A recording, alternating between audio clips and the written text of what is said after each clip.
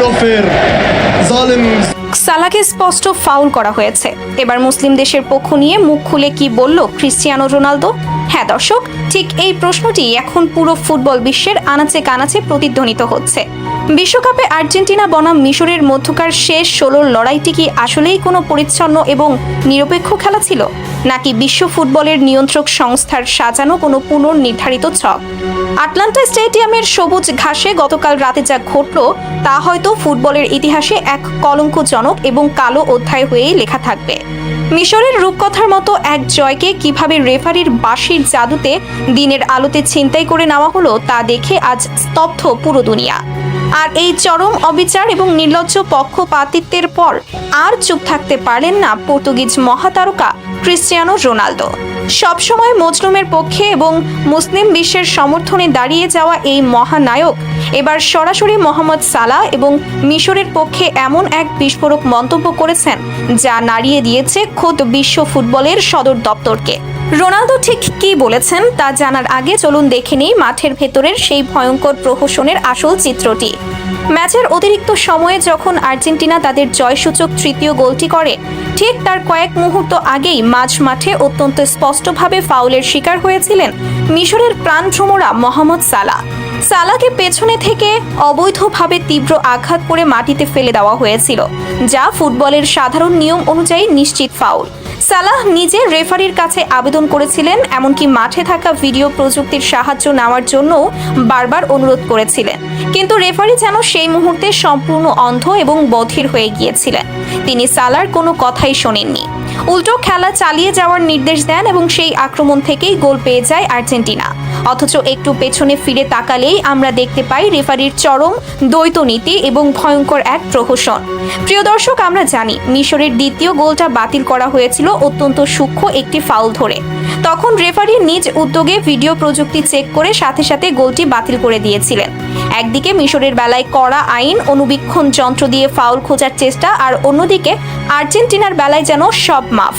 চোখের সামনে এমন নগ্ন পক্ষপাতিত্ব দেখে ডাগআউট বা মাঠের বাইরে থেকে মেজাজ হারিয়ে রেফারির দিকে তেড়ে যান মিশরের সহকারী কোচ।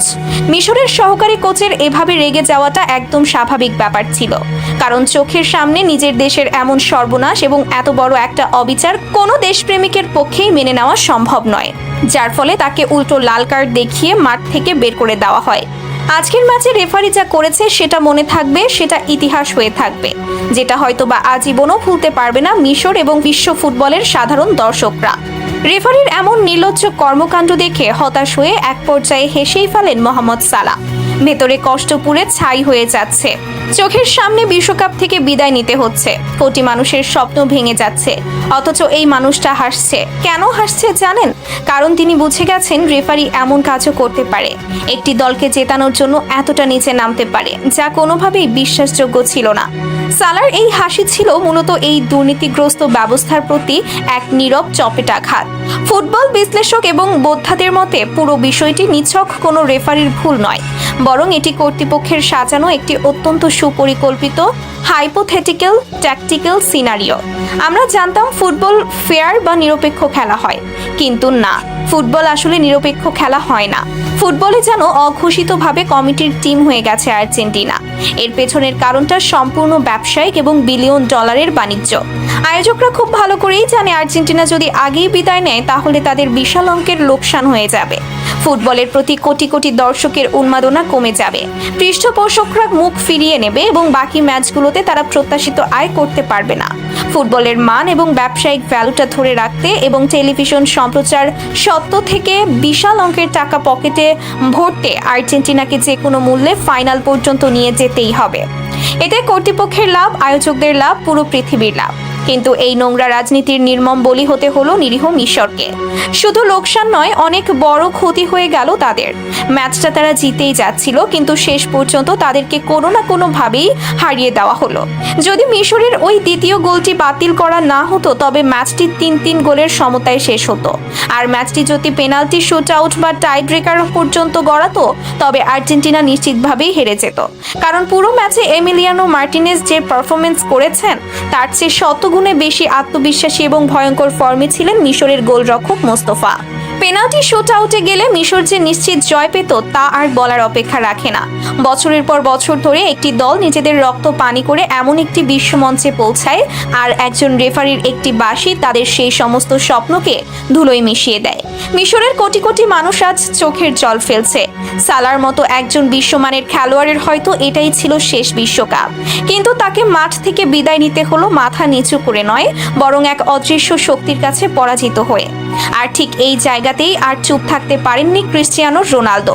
ক্যারিয়ারের শুরু থেকেই যিনি ফিলিস্তিন সহ বিভিন্ন ইস্যুতে মুসলিম বিশ্বের পাশে দাঁড়িয়েছেন, নিজের মহামূল্যবান পুরস্কার নিলামে তুলে সেই টাকা মজলুমদের জন্য দান করেছেন, তিনি আজ সালাদের এমন কান্না দেখে সরাসরি মুখ খুলেছেন।